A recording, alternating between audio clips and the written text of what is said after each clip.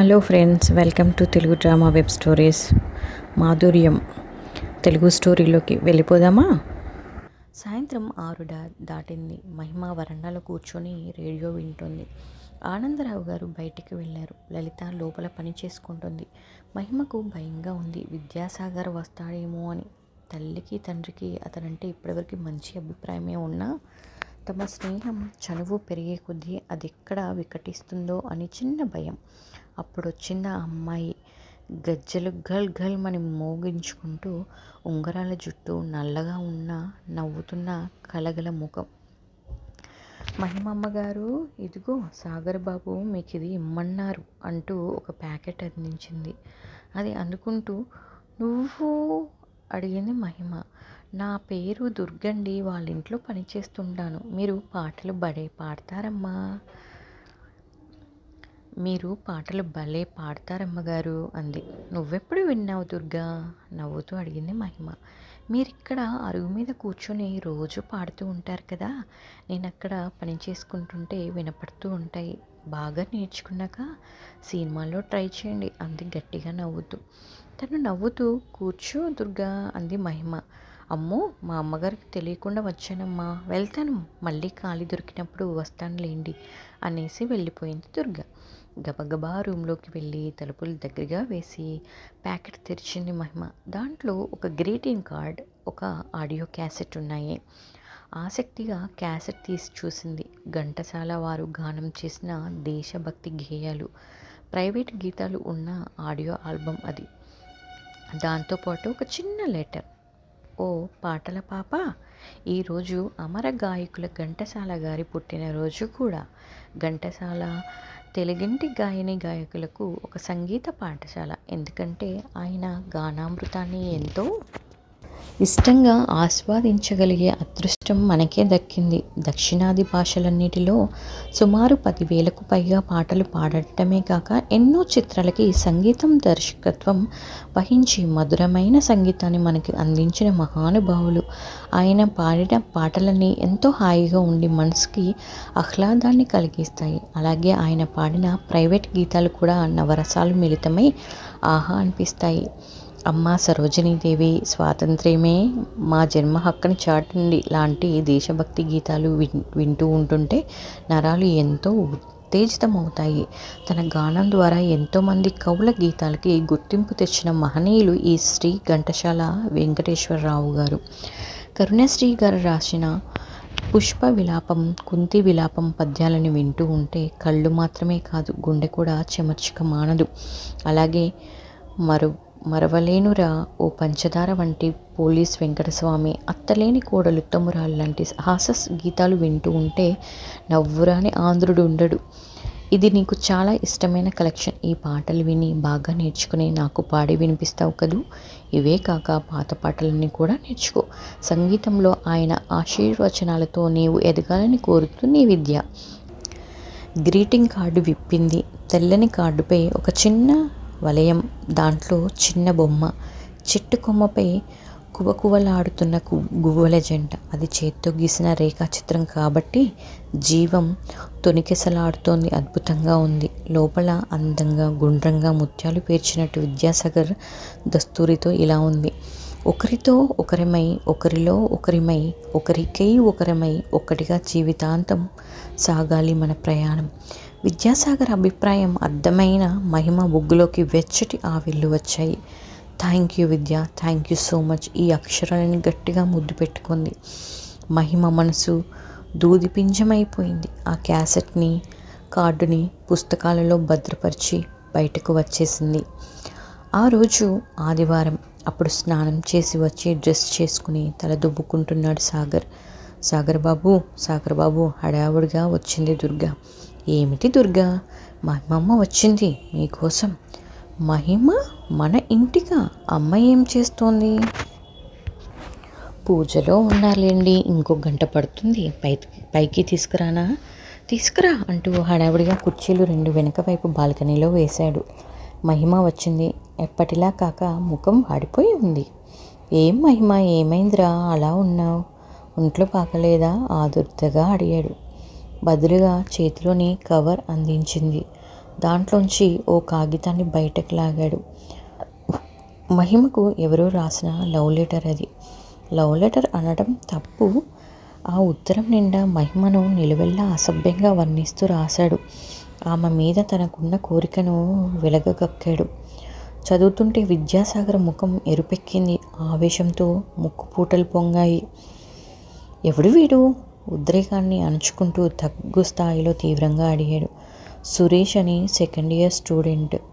ట్యూషన్లో నా నోట్బుక్లో పెట్టాడు. అసలు చాలా కాలంగా సైకిల్ చేస్తూ కామెంట్ చేస్తూ వేధిస్తున్నాడు. నీకు చెప్పాలంటే భయం వేసింది. మహిమ కళ్ళల్లోంచి నీళ్లు జలజలా రాలాయి. చాలా అవమానంగా ఉంది విద్య. వాడు నన్నెంత అసహ్యంగా భావించాడో చూడు.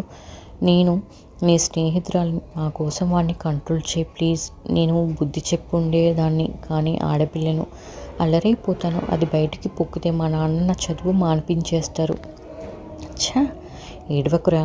నువ్వు ముందే నాకు చెప్పి ఉండాల్సింది. నేను చూసుకుంటాగా, ఊరుకో. ఆమె కళ్ళు తుడిచి బుజ్జగించాడు.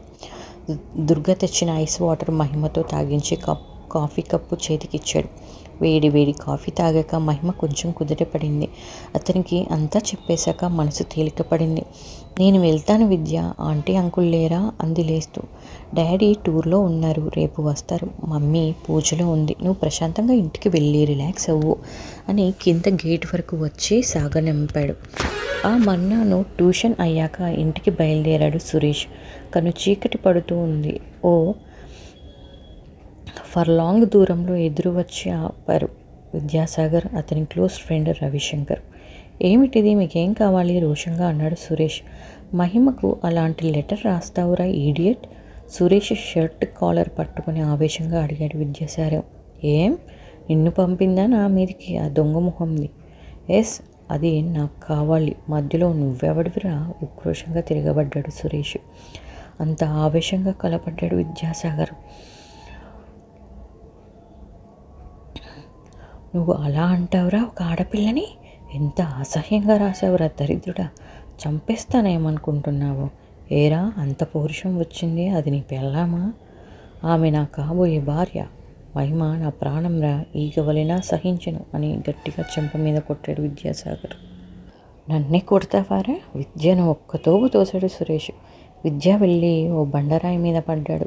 కనత మీద మోచేకి దెబ్బలు తగిలాయి. అయినా వెంటనే లేచి సురేష్ని కొట్టడం ప్రారంభించాడు. రవిశంకర్ బలవంతంగా ఇద్దరిని విడదీశాడు. చూడు సురేష్, మా అన్నయ్య పోలీస్ ఆఫీసర్. నీ స్వహస్తాలతో రాసిన లెటర్ మా దగ్గర ఉంది. మహిమ చేత ప్రిన్సిపల్ గారికి ఒక్క కంప్లైంట్ ఇప్పించి ఆ కాపీ పోలీస్ స్టేషన్లో ఇచ్చామనుకో, నీ కెరీర్ ఏమవుతుందో ఆలోచించుకో కూల్గా చెప్పాడు రవిశంకర్. వద్దు, ఆ పని మాత్రం చేయకండి. నేనేం చేయాలి? బెదిరిపోయిన సురేష్ హీనస్వరంతో అడిగాడు. రేపు మహిమకు సారీ చెప్పాలి. మహిమనే కాదు, ఏ ఆడపిల్లలను అలా టీస్ చేసి లెటర్స్ రాసి అవమానించనని మాకు లెటర్ రాసి ఇవ్వాలి. సరే సరే. సురేష్ని విద్యాసాగర్ని కూడా డాక్టర్ దగ్గరికి తనే తీసుకెళ్ళాడు రవిశంకర్. దెబ్బలు చిన్నవైనా మోపు చేసే అవకాశం ఉందని 2 రోజులు రెస్ట్ తీసుకోమని చెప్పాడు డాక్టర్. తర్వాత ఇంటి దగ్గర దింపేసి వెళ్ళిపోయాడు రవిశంకర్. తన ఫ్రెండ్ బైక్ డ్రైవ్ చేస్తూ కింద పడ్డానని ఇంట్లో చెప్పాడు విద్యాసాగర్. మర్నాడు ఉదయమే విషయం తెలిసిన మహిమ ఆ సాయంత్రం పండ్లు తీసుకుని విద్యాసాగర్ ఇంటికి వచ్చింది. ఎవరమ్మా ఇవి నీవు? మహిమను పరిశీలనగా చూస్తూ అడిగింది విశాలాక్షి. ఆనందరావు గారి అమ్మాయినండి. రాజామణి గారింట్లో ఉంటాము. ఓ, ఆ పాటలు పాడే అమ్మాయివి నువ్వేనా? ఒక్కసారి అన్నపూర్ణమ్మ గారి ఇంట్లో వ్రతం అయితే మీ అమ్మగారు నేను కలిశాము. కొంచెం ప్రసన్నమైంది ఆవిడ ముఖం. విద్యాసాగర్ నా ట్యూషన్ మేట్ అండి. ఎలా ఉన్నారు? మా కర్మ అమ్మాయి స్నేహితుడి మోటార్ సైకిల్ తీసుకుని నడిపాడట. పడిపోయి దెబ్బలు తగిలించుకున్నాడు. పిచ్చి కన్నా జ్వరం వచ్చిందమ్మా. ఆ గదిలో పడుకున్నాడు చూడు. మంచం మీద మగతగా కళ్ళు మూసుకొని పడుకొని ఉన్నాడు విద్యాసాగర్. నుదిటిపై చేయి వేసి చూసింది మహిమ. చల్లగానే ఉంది ఒళ్ళు. ఆమె స్పర్శకు కళ్ళు తెరిచి చూశాడు విద్యాసాగర్. అరే మహిమ, నువ్వెప్పుడు వచ్చావు? లేవటానికి ప్రయత్నిస్తూ అన్నాడు. ఒరే సాగర్, లేవకురా నాన్న. గబగబా వచ్చింది విశాలాక్షి. ఆ అమ్మాయి ఉంటుందిలే కాసేపు. నువ్వు ఏం తాగుతావో చెప్పు, చేసి తీసుకొస్తాను. ఇప్పుడేం వద్దమ్మా, నోరంతా చేదుగా ఉంది. శక్తి రావాలి కదరా, ఉండు కొంచెం బత్తాయి రసం తీసిస్తాను అంటూ హడావుడిగా వంటింట్లోకి వెళ్ళిపోయింది విశాలాక్షి. ఐఎమ్ సారీ విద్య, కళ్ళ నిండా నీళ్లతో చెప్పింది మహిమ. వాడిని ఎలా వదిలించుకోవాలో తెలియక అనవసరంగా నీకు చెప్పాను. ఇలా దెబ్బలు తగులుతాయని అనుకోలేదు. బెదిరించి వస్తావనుకున్నాను. నువ్వు నా సొంతంరా, నీ మీద ఎవరి నీడ పడినా సహించేది లేదు దృఢంగా అన్నాడు. బదులుగా అతని చేయి అందుకొని పెదవులకు ఆనించుకొని వదిలేసింది. థ్యాంక్ యూ మహిమ, నాకిప్పుడు 1000 ఏనుగుల బలం వచ్చేసింది. ప్రపంచాన్నైనా జయించగలను చెప్పాడు విద్యాసాగర్. ఈలోగా విశాలాక్షి గారు బత్తాయి పండ్ల రసం గ్లాస్తో మహిమ కోసం టీ కప్పుతో వచ్చారు. మహిమను ఇంటి సంగతులు అడిగారు. నీ గొంతు బాగుంటుంది మహిమ, నీకు అన్నమాచార్య కీర్తనలు వచ్చా? అయితే ఈసారి వచ్చినప్పుడు పాడాలి మాట తీసుకుంది విశాలాక్షి. ఆమె తిరిగి లోపలికి వెళ్ళగానే అమ్మో, అయితే అమ్మను బుట్టలో వేసుకోవాలన్నమాట అన్నాడు ఆనందంగా విద్యాసాగర్. బదులుగా ముసిముసిగా నవ్వింది మహిమ. ఓ పావు వంట కూర్చొని మహిమ ఇంటికి వెళ్ళిపోయింది. మహిమ వచ్చి వెళ్ళిన తర్వాత కొడుకు కళ్ళల్లో వెలిగే కాంతులు విశాలాక్షి గారికి ఎన్నో సంగతులు చెప్పాయి. తర్వాత కాసేపటికి రవిశంకర్ వచ్చాడు. ఆ మాట ఈ మాట అయ్యాక, అవును అదేంట్రా, మొన్న ఆ సురేష్ గారిని అంత చితక బాధేసావు, వాడి ప్రాణాలు తీసేస్తావేమో అని భయం వేసింది తెలుసా అన్నాడు రవిశంకర్. చిన్నగా నవ్వి ఊరుకున్నాడు విద్యాసాగర్. అరే సాగర్, ప్లీజ్ చెప్పరా, ఆ రోజు వాడితో ఏమన్నానో గుర్తుందా? నిజమేనా అది అని అడిగాడు రవిశంకర్.